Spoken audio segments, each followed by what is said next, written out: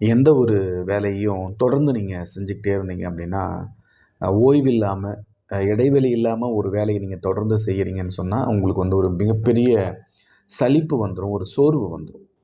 எப்பயுமே அந்த சோர்வுக்கும், அந்த சலிப்புக்கும் நம்ம இடம் கொடுக்கவே கூடாது. அப்ப நம்ம என்ன பண்ணணும் அப்படின்னா, ஒரு வருஷத்துக்கு ஒரு முறை ஃபேமிலியோட நம்ம டூர் போகும்போது, நம்ம வேலை எல்லாத்தையும் ஒதுக்கி வச்சுட்டு, நம்ம குடும்பங்களுக்காக, நம்ம பெற்ற பிள்ளைகளுக்காக, நம்மளை பெற்ற அப்பா, அம்மாக்களுக்காக, நம்மோடு வந்து வாழ்க்கையை பகிர்ந்து கொண்ட மனைவிக்காக, இப்படி நம்முடைய உறவுகளோட நம்ம நேரத்த ஒரு 10 நாள் செலவிட்டு வரும்போது, அந்த 1 வருடம் நம்ம உற்சாகமா உழைக்கிறதுக்கா சிறப்பா உழைக்கிறதுக்கான அந்த உற்சாகம் நமக்கு கிடைக்கும்.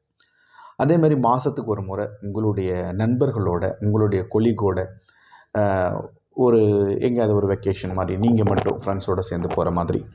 அதே மாரி ஒர்க் பண்ற உங்க கொலீக்கோட ஆஃபீஸ்ல டெய்லி ஒர்க்கிங் டைம்ல அ ஒரு நாள் ஃபுல்லா ஒர்க் பண்ணும்போது, அப்பப்போ டீ பிரேக்ல, லஞ்ச் பிரேக்ல அந்த மாரி டைமிங்கில ஆஃபீஸ் ஒர்க் அது எல்லாத்தையும் விட்டுட்டு, சில விஷயங்கள பேசி கொஞ்சம் ரிலாக்ஸ் ஆவுறது ரொம்ப ரொம்ப முக்கியம்.